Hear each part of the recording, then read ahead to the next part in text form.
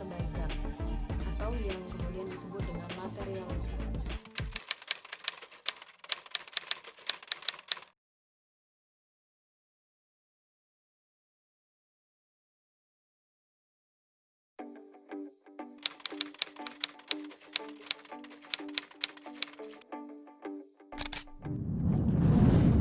Tujuan hidup manusia. Mengenai tujuan hidup manusia tentu akan berbeda berdasarkan dari sudut pandang ataupun pendekatan yang digunakan.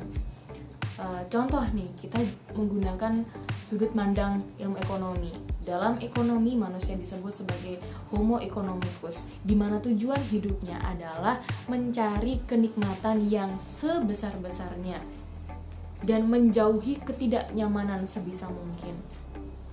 Berdasarkan ilmu ekonomi, bahwa manusia itu disebut sebagai makhluk yang hedonis, di mana berdasarkan proposisi ilmiah disebutkan bahwa manusia itu sebisa mungkin mencari keuntungan sebesar-besarnya dengan pengorbanan yang sekecil-kecilnya. Kita melihat pendapat dari Sigmund Freud,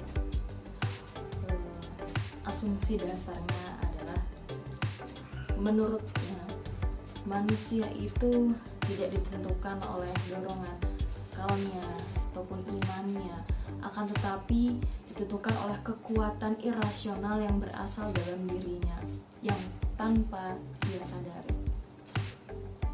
Dorongan irasional itu seperti dorongan biologis, kemudian motivasi yang tidak disadari, dorongan naluri yang pada akhirnya manusia itu tidak dipengaruhi oleh sesuatu yang benar atau tidak benar, akan tetapi dipengaruhi oleh sesuatu yang disukai maupun yang tidak disukai.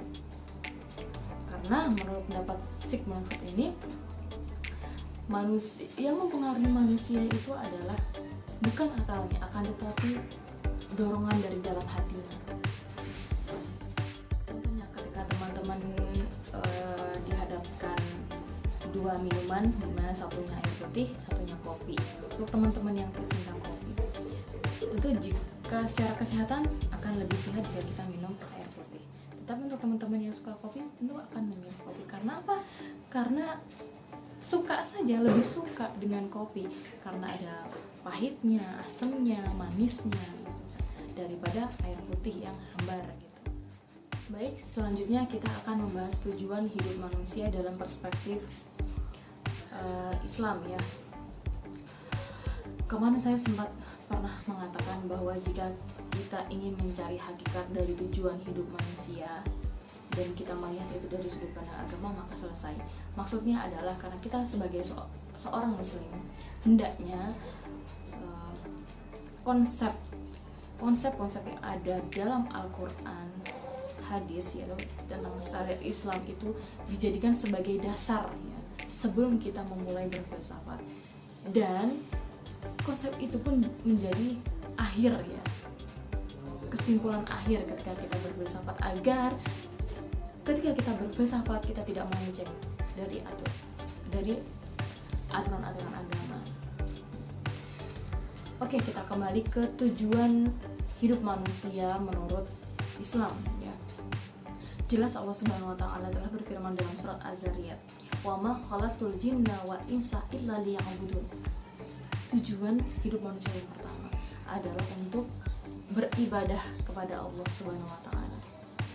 Konteks beribadah di sini tidak hanya meliputi sholat, zakat, puasa, haji, syahadat, akan tetapi segala sesuatu ya, yang kita lakukan, yang kita pikirkan, di mana semua itu tujuannya adalah menuju ridha Allah Subhanahu wa taala, itu disebut sebagai ibadah. Tujuan hidup manusia selanjutnya selain beribadah kepada Allah, yang dimana maksud dari beribadah kepada Allah itu adalah kita mampu memanifestasikan Allah dalam setiap perbuatan kita. Tujuan hidup yang kedua adalah telah Allah terangkan dalam surat Al-Baqarah ayat 30. Bismillahirrahmanirrahim. Wa idz qala rabbuka lil malaikati inni ja'ilun fil ardi khalifah. Dan ingatlah ketika Tuhanmu Allah Subhanahu wa taala berfirman kepada para malaikat, sesungguhnya aku akan jadikan khalifah di muka bumi ini. Ayat ini menceritakan tentang proses ketika Allah Subhanahu wa taala memperkenalkan Adam ya sebagai manusia pertama di hadapan para malaikat dan jin. Nah, khalifah di sini artinya adalah pengganti, pemimpin, penguasa di muka bumi.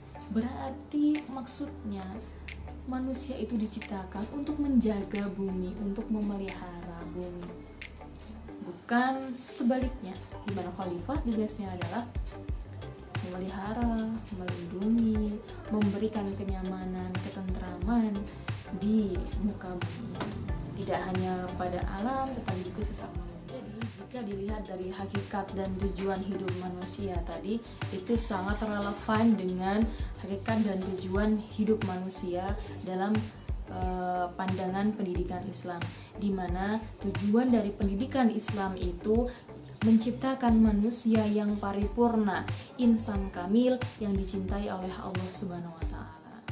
Baiklah teman-teman, demikianlah pembahasan materi kita pada video kali ini, semoga bermanfaat. Akhirul kalam, Allahul muwaffiq ila aqwamit thoriq. Wassalamualaikum warahmatullahi wabarakatuh.